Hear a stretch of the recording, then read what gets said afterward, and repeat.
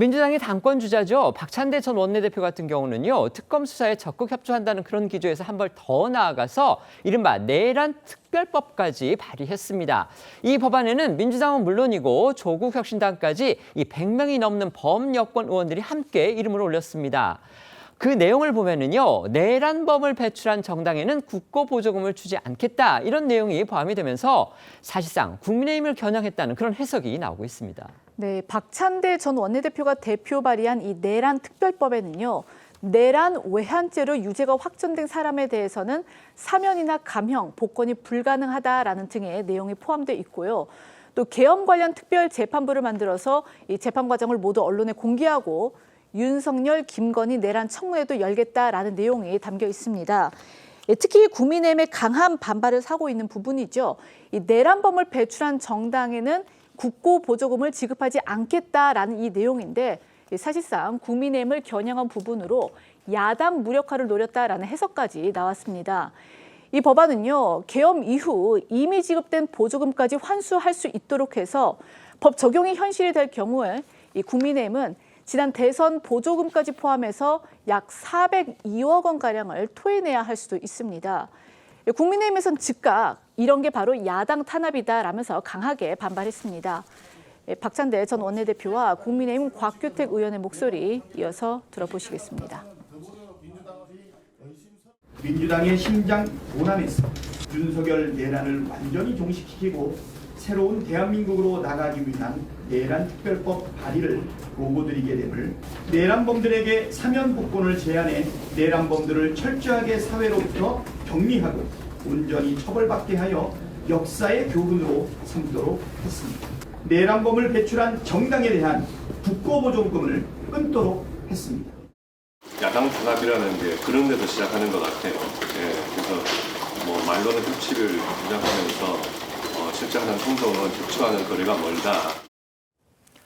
지금 재판이 정지돼 있어서 그렇지 만에 하나 이재명 대통령이 이제 선거법 위반 사건에서 형이 확정이 됐고요. 그다음에 그 형이 피선거권 박탈형에 해당이 됐다면 민주당이 400억 원이 넘는 그 국고보조금을 토해내야 될 그런 지경이었습니다. 지금 박찬대 전 원내대표가 낸 그 법안 결국 국민의힘을 향해서 똑같이 돌려주겠다 이런 의도로 볼 수도 있는 겁니다. 국민의힘뿐만이 아니고요. 법조계에서도 박 전 원내대표가 대표한 이 내란 특별법 곳곳에 위헌 가능성이 있다. 지금 이런 지적이 나오고 있습니다. 여권 내에서는요. 당권을 노리고 있는 박 전 원내대표가 결국 강성 지지층한테 어필하기 위해서 의도적으로 이런 법안을 낸 거 아니냐 이런 취지의 평가도 나오고 있습니다. 네, 민주당은 2018년 사법농단 의혹 사건 재판을 위해 특별재판부 설치 법안을 발의한 적이 있었는데요. 당시 국회 법사위 검토보고서에 모든 국민이 헌법과 법률이 정한 법관에 의해 재판을 받을 권리를 가진다는 헌법 제27조를 들어 위헌 가능성을 지적한 바 있고요. 법조계 일각에선 사법권 침해라는 지적도 나왔습니다. 또 대통령의 사문권과 정당법상 보조금 기준 통과 등과도 충돌 가능성이 있고요. 정당의 자유로운 활동 보장에 맞지 않는다는 지적도 나왔는데요. 국회 심사 과정에서 위헌성과 입법 타당성이 중대 쟁점으로 될 것으로 보입니다.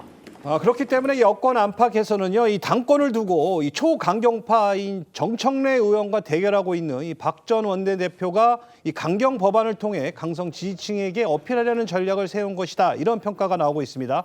박 전 원내대표가 이 내란 특별법을 발의한 시점도 이 전당대회 후보 등록을 이틀 앞둔 상황이었고요. 또 법안 관련 발표 역시 민주당의 전통적 텃밭으로 여기는 이 전북 지역 기자회견에서 이뤄졌습니다. 민주당의 당권 주자인 박찬대 전 원내대표가 이 내란 특별법이라는 걸 발의를 했습니다. 윤석열 전 대통령은 물론이고요. 국민의힘까지 정면으로 겨냥하는 그런 내용들이 있습니다. 그런데 일부 조항에 대해서는 법조계 일각에서 이거 위헌 가능성이 크다 지금 이렇게 얘기를 하고 있습니다.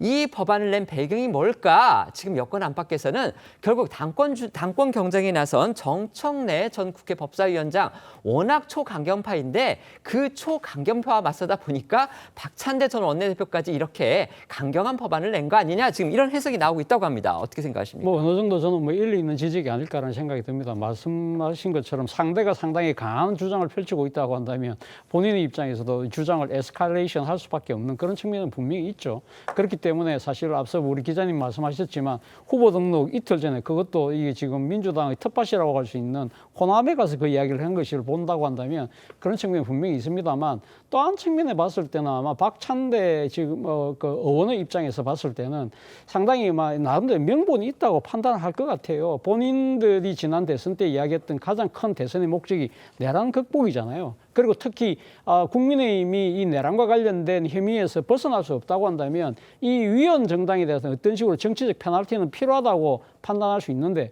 문제는 우리 기자님들이 다 지적하셨다시피 이 헌법에 위반되는 측면이 있다는 측면, 그리고 또 하나는 뭐 지금 그 정당에 대한 페널티 자체가 정당의 자유로운 정치 활동을 보장하는 것과 부딪히는 측면도 있지만 또 하나는 소급입법이라는 측면도 네, 있는 것이거든요. 알겠습니다. 그렇기 때문에 아마 이 부분은 본인이 설사 대표가 된다고 하더라도 이 추진하는 과정에서 여론의 향배를 보고 아마 저는 그러니까 일종의 내용을 조절하지 않을까 하는 생각이 듭니다. 네.